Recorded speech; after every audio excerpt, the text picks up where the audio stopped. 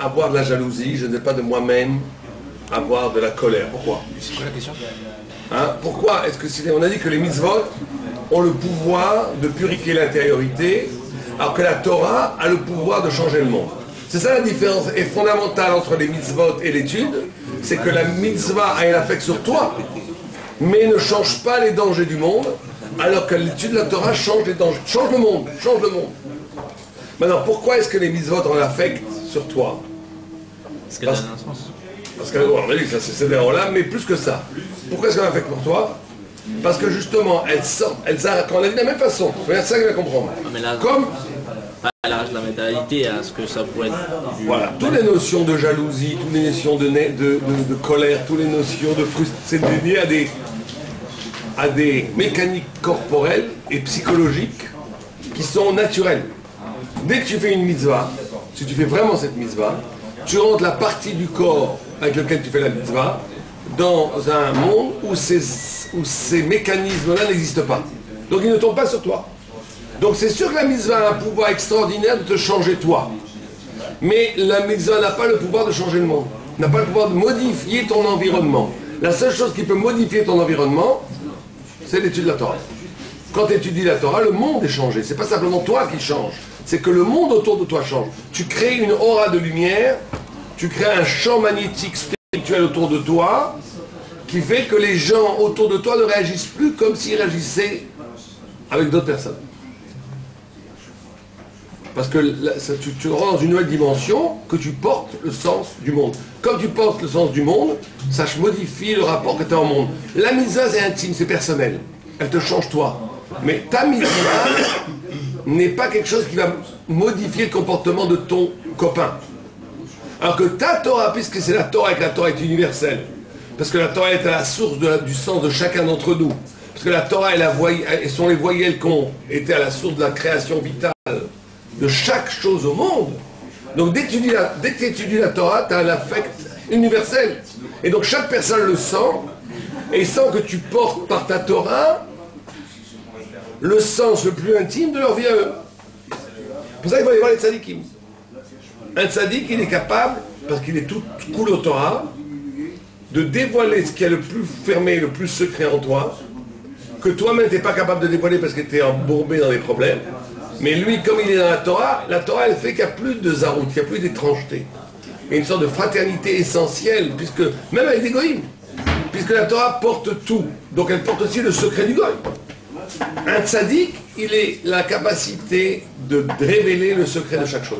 Parce qu'il a la Torah. Et la Torah, par définition, est à l'origine de chaque chose, donc il n'y a pas de problème. Alors que la mitzvah n'a pas ça. D'accord? Donc il te dit, même dans la Torah, il y a un niveau. Dans la Torah elle-même, il y a deux niveaux. Parce qu'il dit,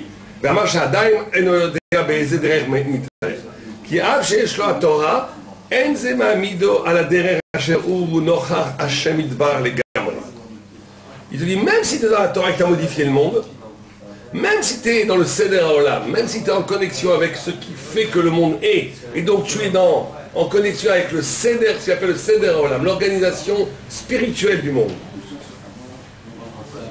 le sens du monde, quand tu étudies la Torah, tu n'es pas encore en face de Dieu. Ça demande encore un autre. Ça demande encore un autre, être en présence de Dieu, en présence d'Ashria. Et tu as encore la possibilité d'aller à droite ou à gauche.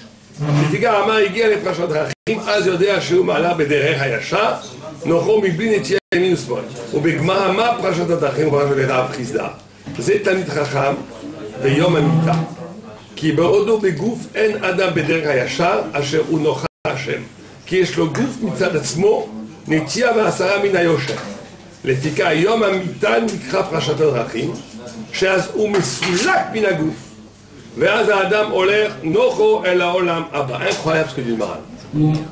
Le Maharal dit, c'est un peu dur pour nous de comprendre ça, mais il dit qu'il y a une sorte de décalage essentiel, ontologique. Je suis dans la Torah, Yom Velayla. Par cette Torah, je change le monde. Par cette Torah, j'accède aux secrets les plus profonds de l'univers. Par cette Torah, j'arrive à l'origine même de l'être. Par cette Torah, je modifie les gens qui sont autour de moi. Mais il y a un problème. C'est qu'il y a un décalage fondamental entre ma Torah et mon corps. Et à un moment donné, il y a une vie qui est toujours là, prégnante, qui est le corps. Manger, dormir, se reproduire, kavod, toutes ces notions-là sont un écran terrible par rapport à la vérité que dit la Torah. Ça reste pas encore la vraie vérité. Je suis pas capable en fait de arriver au... Non, parce qu'à un moment donné, il y a une dissymétrie, il y a quelque chose d'anachronique.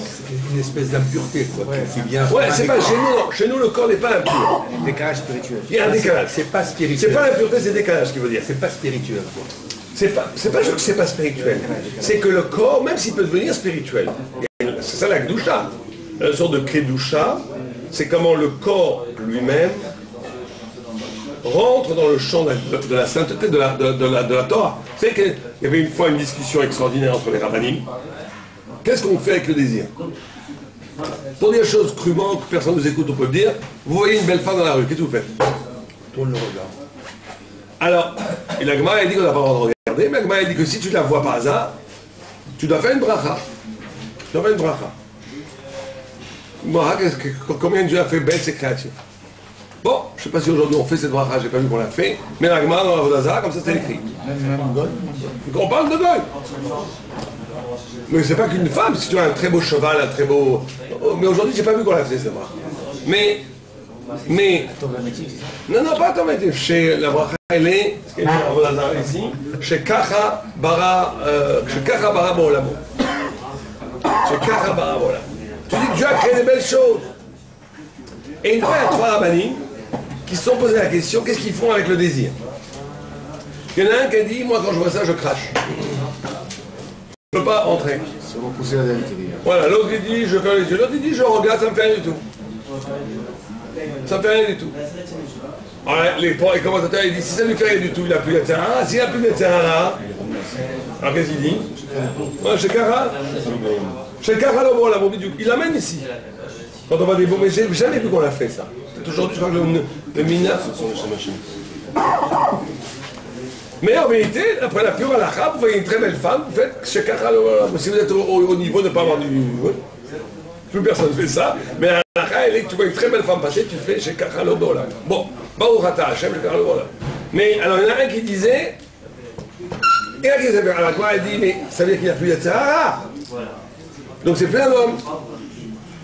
Et la Gemara répond non. Regardez l'exemple. Je vous donne un exemple très simple. C'est ça que nous on doit tendre. On va essayer d'arriver à ça. Être quelqu'un qui se laisse entraîner après son désir comme une bête, comme un âne, c'est pas bien. Tout le temps après, ça, c'est nul. Quelqu'un qui a tué tout le désir comme un bout de bois sec, c'est pas non plus bien. C'est pas juif ça. C'est les bouddhistes, c'est pas comme ça. L'homme il a créé l'homme avec un désir, le désir a son sens. Sinon il nous aurait créé sans désir. Oui, mais il y a le désir autorisé et il y a le désir, il faut ça canaliser. Suffit pas, on va voir, ça suffit pas. Ça suffit pas. On va voir. Ils disent comme ça, le harcèlement, il dit comme ça, il dit non. Je donne un exemple en manger. Pas de sadique, manger pour manger, ça n'intéresse pas. Manger pour s'éclater, ça n'intéresse pas. Aucun intérêt, c'est dégoûtant, c'est les animaux, les ânes aussi, ils mangent pour manger. C'est une mitzvah. C'est une mitzvah. Tout son désir s'allume. On dit, la Gemara dit, cet homme-là qui dit les femmes ça ne fait rien, mais quand c'était avec sa femme, il avait bien ça. Voilà. Quand c'est une mitzvah, vous comprenez? Ça veut dire que tout le système corporel, organique du désir est soumis en amont au sens de la Torah. Donc, c'est Shabbat, des tables magnifiques, il faut. Et j'aime, pas juste je mange pour la mitzvah, comme un curé. Genre, j'ai pas faim, mais je mange pas. C'est pas Torah. C'est bon, il faut manger, il faut kiffer. C'est super. Mais fais-le, parce que c'est une mitzvah. C'est pas une mitzvah, t'as pas envie de manger ça, t'as pas le temps. C'est pas une mitzvah, on mange juste ce qu'il faut pour étudier, pas plus. Vous comprenez? Donc ça veut dire que le corps devient kadosh par le fait qu'il est lui-même, comment dire, pas soumis, il est lui-même conditionné par la Kedusha, par la Neshama. Et ça c'est merveilleux. Donc rien n'est interdit là, tout est permis. Mais il faut que ça soit une mitzvah. Que ce soit une paysanne. Le plaisir, c'est très bien. Le désir, il faut. Mais il faut qu'il soit à l'occasion d'une mitzvah. Bon, oui. Maintenant, ça, c'est un premier niveau. Mais il y a un deuxième niveau. Quand on est dans la Torah, quand on est dans l'absolu de la Torah, quand on est dans l'absolu de la Torah, le corps, c'est un problème. Malgré ça. Moi, je vous parle de quelqu'un qui arrive à ce niveau-là. Quelqu'un qui est arrivé où c'est pas le corps qui le domine, mais c'est l'âme qui agit sur le corps. Malgré cela, par le fait même qu'il est dans un corps limité, et par le fait même que Dieu est infini, ça fait une inadéquation. Et donc, le jour de la mort, le Talmud Chacham, le jour de la mort, c'est le jour le plus important pour lui, parce que c'est le jour où il va rencontrer Dieu. Sans le masque du corps. Et vous savez que le jour de la mort, disent certains sages, je le savent, ou par tradition, par expérience, j'en sais rien, ils disent que le jour où quelqu'un meurt, c'est ce jour-là où il a le plus grand Yetzirah, de devenir un impie. Au moment où quelqu'un est en train de mourir, à ce moment, il y a un Yetzirah terrible, terrible, où il veut au contraire tout nier. Pourquoi? Parce que le corps, il veut tout nier. Il veut nier même la Torah qu'il a appris, il veut nier Dieu. C'est un grand Yetzirah ce jour-là. Pourquoi? Parce que le corps ne veut pas mourir. Donc le corps, comme il ne veut pas mourir, il projette des idées qui le ramènent dans le monde ici. Il n'y a pas de Dieu, il n'y a pas de futur, il n'y a pas de... C'est peut-être pas vrai tout ça. On a peur. Parce que le corps panique. Et donc le corps projette des mauvaises idées. Et donc le grand travail de ce dernier jour, c'est un travail où tu dois être dans une paix intérieure, dans une acceptation et dans l'espérance de rencontrer le bon Dieu. Parce que ça va être le dernier masque va tomber. C'est le masque du corps. Mais le corps, parce qu'il est limité, parce qu'il s'inscrit dans l'existence, et que l'existence est une illusion, est un monde qui est créé par Dieu, et que après la mort tu passes de la création vers le Créateur, ce passage-là, c'est un passage qui s'appelle, qui est le seul. C'est à ce moment-là que ta Torah va te servir à choisir, à aller vers. Vous comprenez? Mais le corps, c'est une limite en soi. Parashat Drachim, dans le Machal, bien qu'il est déjà dans la Torah, alors il doit quand même, c'est comme si que, je sais pas, une Parashat Drachim, on n'a pas l'impression que ça c'est un chemin, ça aussi c'est un chemin. C'est pas comme c'est une chance d'issue ici, donc je suis obligé d'aller là-bas. C'est quoi une Parashat Drachim? Non, une Parashat Drachim, c'est que tu as toujours le choix. Tant que tu as un corps, tu as toujours le choix. Le corps te donne la libre arbitre, la possibilité de faire le bien ou le mal, d'aller à droite, de renoncer à Dieu. Le corps est un absolu en soi, qui peut vivre se coupant de la source. C'est la force du corps. Le corps te donne assez de satisfaction pour dire j'ai pas besoin du bon Dieu. Il y a des gens qui ont choisi, ils ont dit moi je veux vivre 70 ans en m'éclatant. Après ils n'ont plus rien.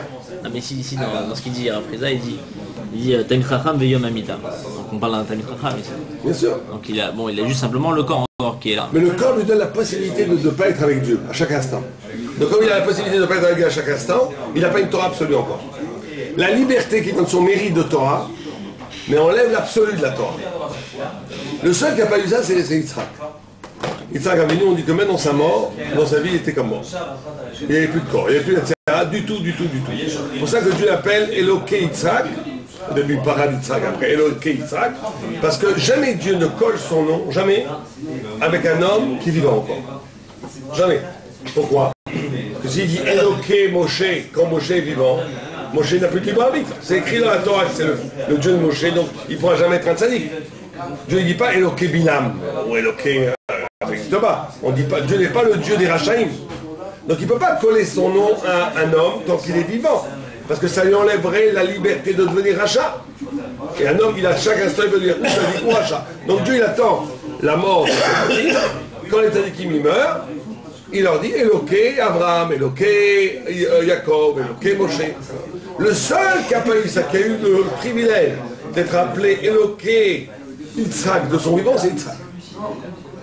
Parce que Yitzhak, quand il a fait Akalat Yitzhak, il a vu le Olam Haba. Il a vu la vérité absolue. Yitzhak, ça veut dire Chai Ketz, l'anagramme. C'est des lettres de Chai Ketz. Il a vécu la fin des temps. Lui, il a vécu la fin. Il a vu exactement tout. Donc lui, il n'avait plus de liberté. Si je vous envoie au paradis une seconde, vous n'avez plus de liberté. Si vous regardez une seconde la vérité après la mort, une seconde, on devient des tzaddik gmourim. On bouge plus, on étudie, on fait des mitzvot, on est comme plus de liberté. C'est que parce qu'on a un corps et qu'on se dit toujours tel bien que lui, tel bien que non, qui c'est qui me dit que c'est un bon d'accord, mais en ce moment je préfère quand même manger tout ça blablabla, qui fait que je fais des avérotes, que j'ai le choix. Mais tu verrais une seconde la vérité après la mort. Tu verrais l'envergure de ce que ça représente, la petitesse de cette vie et l'envergure de la... Tu dis, mais il faut être complètement dingue pour perdre une minute pour autre chose que la Torah et les autres. Pourtant, il y en a qui passent de l'autre côté, Dieu préserve, dans un accident ou quelque chose comme ça. Non, et qui non, reviennent et qui- non, c'est pas la maman, c'est l'antichambre. Toutes ces histoires, c'est l'antichambre. Quand ils voient la vallée, tout ça, tous ils racontent la même chose. Ouais, mais c'est l'antichambre, mais c'est pas encore... Il ne faut pas tous systématiquement Teshuva après ça. Oui, mais ils n'ont pas été au Lamaba, ils n'ont pas vu la vérité. Ils ont été à... Ils ont vu le retrait de la vie, mais ils n'ont pas vu encore la vie d'après. Pas dépasser l'accueil. Ils sont pas rentrés pour ça. La preuve, c'est que ça Il y aura les hommes, il y aura les femmes aussi. Au Lamaba Quoi, pas mélanger ou... Pas étudier. Mais non, il n'y aura pas de corps, il n'y aura pas de ça.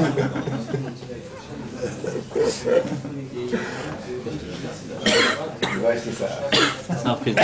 C'est ça que vous voulez dire, que le Lamaba, c'est une synagogue réformée. Finissez pas de mélanger. Dieu préserve. D'accord. Si moi, si je retrouve ma femme, c'est sûr que je attends, on va acheter ça, on va faire signer. Non, on dit que les femmes sauvent les hommes, parce que la femme, si elle est sadéquette, elle sera malheureuse sur son mari. Donc on va dire, bon, rentre. J'avais un rap qui disait comme ça, des gens qui tuaient la Torah. Il était terrible, parce qu'il disait, vous croyez que vous êtes tué la Torah jour et nuit, et que votre femme, c'est une grande sadéquette, qu'elle se sacrifie pour vous. C'est peut-être vrai, mais peut-être c'est le contraire.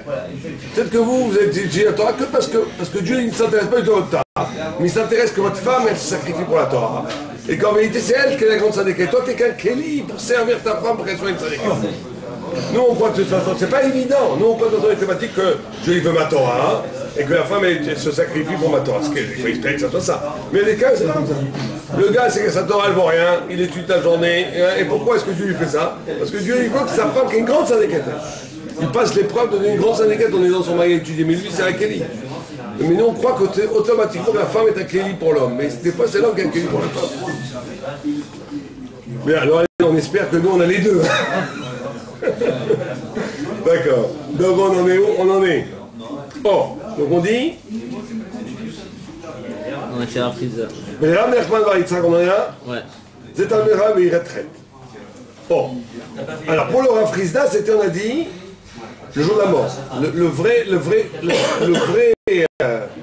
La vraie rencontre de la Torah, c'est après la mort. Ou le jour de la mort. Pour Rav Nachman Bar Yitzhak, c'est Talmud Chacham et il retraite. Qui retraite, Ma'amido à la derrière de Hachem, il bline et tient Yamin Usmol, Hachedarko Nocha Hachem Doa. C'est extraordinaire. Lui, Rav Nachman, il te dit, non, la présence, on parle de quand est-ce que tu arrives à une présence devant Dieu, sans mechitza, sans cache, sans voile. Alors là, il dit, c'est qu'après la mort, le jour de la mort, où le corps s'en va.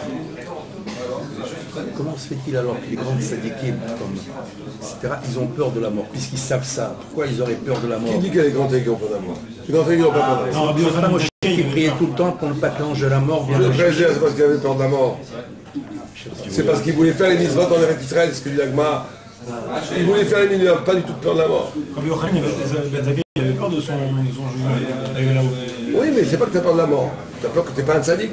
Personne ne peut savoir que tu es un tzaddik. Shlomo Ameler, Bien sûr. il avait peur. Il n'avait pas peur de mourir. Il avait peur de ne pas être à la hauteur d'être un tzaddik. Il avait peur de Dieu, pas de la mort. Peur de ne pas avoir bien fait. Même un petit tzaddik, il n'a pas peur de la mort. Pas que les grands tzaddiks. Mais un tout petit tzaddik, il n'a pas peur de la mort.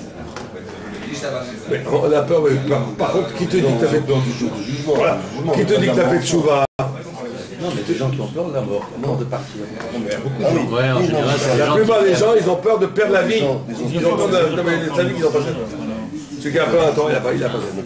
Par contre, tu te dis, est-ce que j'ai vraiment fait tchouva? Peut-être que j'ai pas vraiment fait tchouva. Est-ce que j'ai vraiment fait les choses des chefs Samer? Ça, par contre, ça, il faut bien voir. Qui te dit que tu es vraiment un tzaddik? Ça, c'est ça, il n'y a que Hachem qui sort. Il y a des choses qui sont quand même assez dures. Hein. Nous, on voit que c'est tic-tac. On fait des bêtises, après on fait un peu de chouva, mais c'est pas sûr que ça marche. Il faut espérer.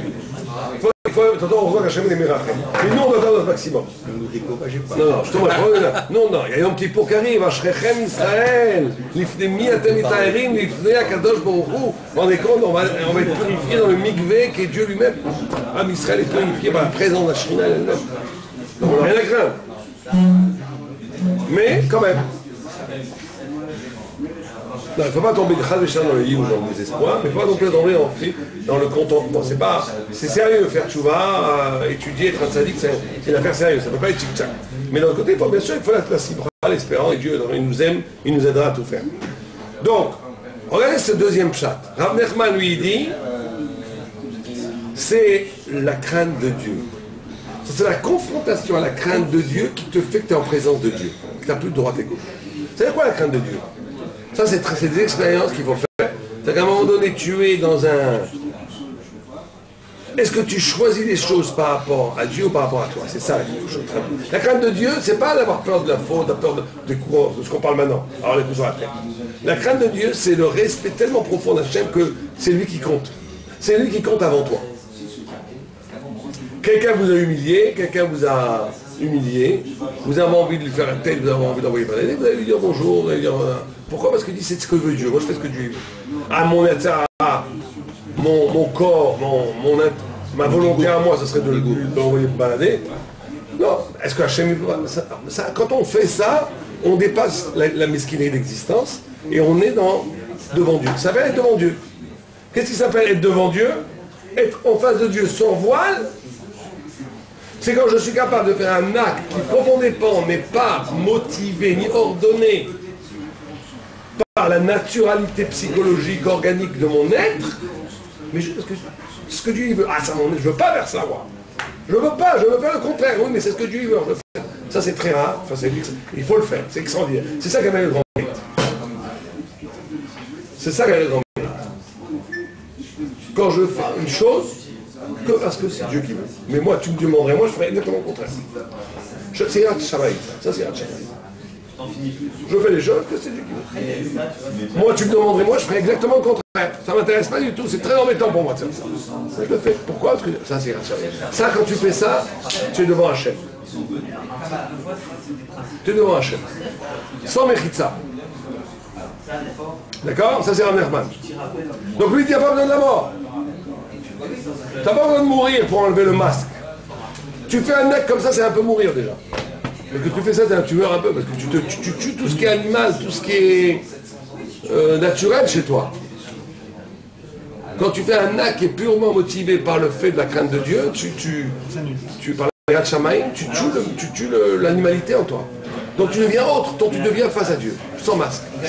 C'est génial de faire ça. C'est très, très, très, très, très dur.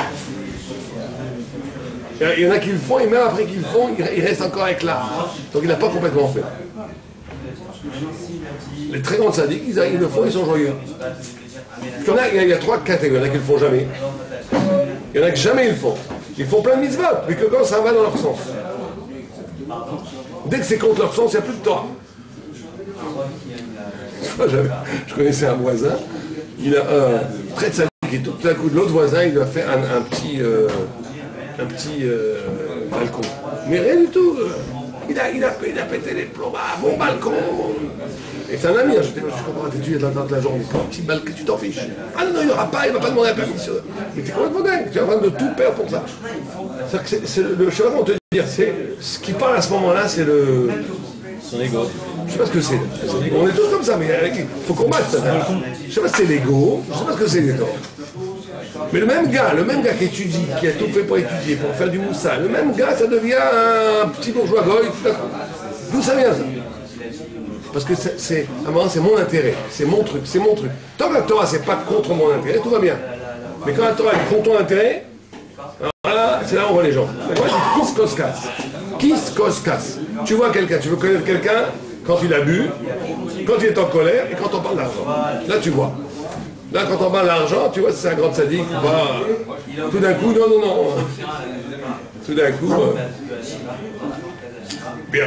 Et il continue, il ne revient pas à son... Donc ça, c'est un verbe. Et quand tu es capable de faire cet acte contre ton intérêt, parce que Dieu le veut, donc tu as Yirat Shamayim. Moi, je ne fais pas ça parce que Dieu ne veut pas, donc je fais ce que Dieu ne veut pas. Et ce que Dieu veut, je fais pas ce que je veux moi. T'enlèves tous les masques. Après, à la fin, t'enlèves tous les masques. Tu es en présence de Dieu. Tu deviens un enfant de Dieu. Tu deviens un enfant chéri de Dieu. Il n'y a pas besoin de mort. Avec ton corps, en pleine santé, tu fais ça, tu es en présence de Dieu. Ouais.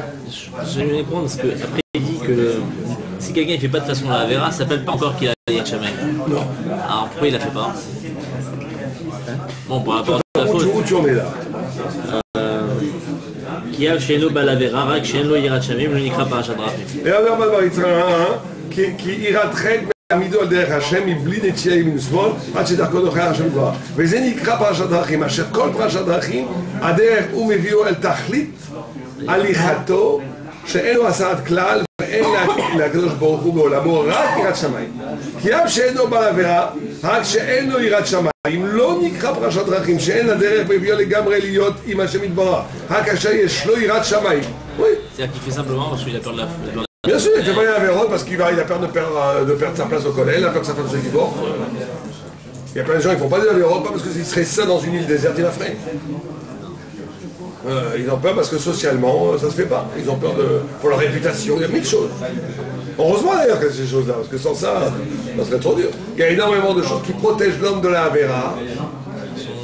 Parce qu'il a peur de perdre sa femme, il a peur de la mauvaise réputation, les gens vont se parler mal de lui, etc.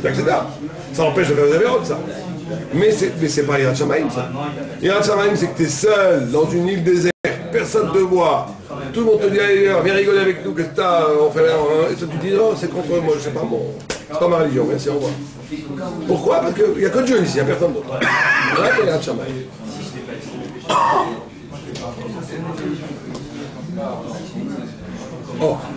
ולמר זוטרא זה תלמיד חכם דמסיק שמייתתא אליבא דהלכתא.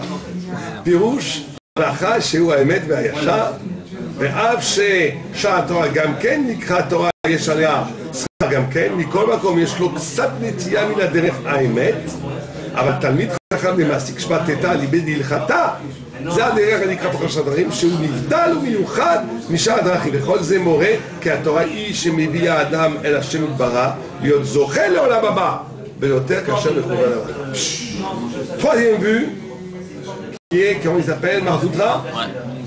Mar Zutra il te dit non, c'est pas Yirat Shamayim, c'est pas le jour de la mort, c'est de étudier la Torah à l'ibé d'Ilchata pour arriver à la vraie loi de la Torah. C'est ça qui enlève tous les voiles. Ce qui dit que tant que tu es dans le pile-poule de la Torah, c'est magnifique, mais c'est libre. Tu peux dire à droite, tu peux dire à gauche, tu peux dire ce que tu veux. Quand tu prends la reste que ta Torah, ton esprit se concentre pour arriver à la décision halachique, avec la responsabilité que ça suppose, là, tu es face à Dieu sans voile. Alors ça, c'est très compliqué à savoir. C'est pas yeshiviste, ça. C'est pas yeshiviste, c'est étonnant. Non, mais je suis pas sûr que c'est pas yeshiviste. Parce que le Raphaël de Brice qui te dira, toute la lame douce, c'est là pour t'apprendre à vraiment dire un peu. Parce que dire, c'est écrit comme ça dans l'Alacha, et l'Alacha, c'est pas ça dans la Gemara, c'est pas non plus. Étudier à l'ibé d'Ilchata, ça veut dire avoir une étude qui t'amène à la loi, à la Torah que Dieu veut vraiment. À l'Alacha, à la vraie Alacha. Avec tout le cheminement. Ce qu'on fait au collège Shifté Israël.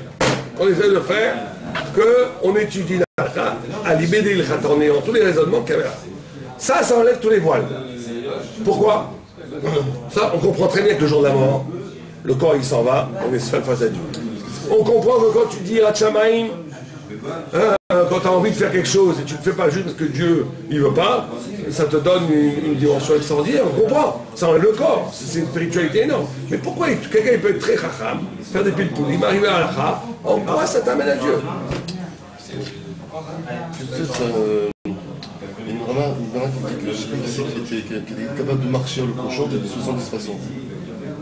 Ça veut dire que tu peux avec ta Torah, avec ton céréal, tu peux trouver des milliards de séries à Torah. Mais quand même quoi, tu dois prendre une décision de quoi tu feras la fin. De faire ce que la Torah elle veut. C'est un ce qu'on veut dire. Très bien. Ça arrive à un niveau de... Continue. Et pourquoi ça te met devant Dieu? Quand la Gemara a dit « Maïjmach Matzakot beaucoup » Tishrok Meoref Muhammad Sama, quelle importance pour que tu fasses la shrita par le cou, par la nuque. Ouais. T'as raison. Ça veut dire que tu arrives à un niveau de conscience que au niveau des Baruch il y a... Très bien, regarde ce que tu dis, c'est la moitié du chemin qu'on va dire. Mais attends, peut-être que vous avez d'autres idées. comprenez la question, c'est de savoir. On est ici, le Maharal, il te dit comment arriver à la présence de Dieu, devant Dieu. On a eu deux premières fois. La première, c'est de dire, le jour de la mort, c'est le plus simple. Il n'y a plus de corps, tu es devant Dieu. Deuxième, il dit, crainte de Dieu. Irat Shamayim. L'irat Shamayim annule le corps, annule les masses, parce que tu te mets, tu fais les choses parce que Dieu le veut. Tu ne les fais plus parce que toi tu veux. Donc tu es face à Dieu. Tu es véritablement dans la spiritualité. Troisième but qu'est Marzoutra, il te dit non, c'est d'étudier pour arriver à l'Alacha. Donc quand j'étudie pour arriver à l'Alacha, à la vraie Alacha, je suis face à Dieu. J'étudie pour connaître la volonté d'Hachem. Comment? J'étudie pour connaître sa vraie volonté. D'accord, mais ça n'a pas besoin d'étudier. Je joue, je fais sa volonté. Je mets les filles le matin, je fais sa volonté. Je prie, je fais sa volonté. Je fais Shabbat, je fais sa volonté. Je fais une bracha, je fais sa volonté. En faisant les mitzvot, Non, non, dans le sens où il a été très bien commencé, c'est qu'en vérité, c'est peut-être le plus dur ce qu'il dit. C'est que l'étude de la Torah, contrairement à l'exercice des mitzvot, ce qui est en jeu quand tu étudies vraiment la Torah, c'est ta liberté intellectuelle. Ta liberté intellectuelle. Ouais, t'arrives, non. D'abord, toi, tu as ta propre logique. Tu as ta liberté intellectuelle qui te fait mener, qui te donne des possibilités extraordinaires de penser. Et d'ailleurs, la plupart des apicortous, c'est ça. Ils aiment bien penser, mais faire, s'engager à une. Donc, c'est ça qui est extraordinaire dans la troisième vue. C'est que tu ne deviens un sadique que quand tu as les deux. C'est-à-dire que tu as développé au maximum ta puissance cognitive, ta possibilité de penser, ta liberté de penser. Ça, c'est les chimistes. Il faut penser, il faut réfléchir, il faut penser. On peut pas être un idiot, je prie sur Charon toute sa vie. Il faut penser. Il faut réfléchir à partir de la Torah. Ça va à un moment donné, cette liberté de penser, elle peut te donner que tout est possible. Et là, on est obligé, à un moment donné, d'intégrer cette liberté de penser dans un renversement. Qu'est-ce que Dieu voudrait avoir? D'accord, moi je pense comme ça, c'est très bien. Mais qu'est-ce que la halakha, elle dit vraiment?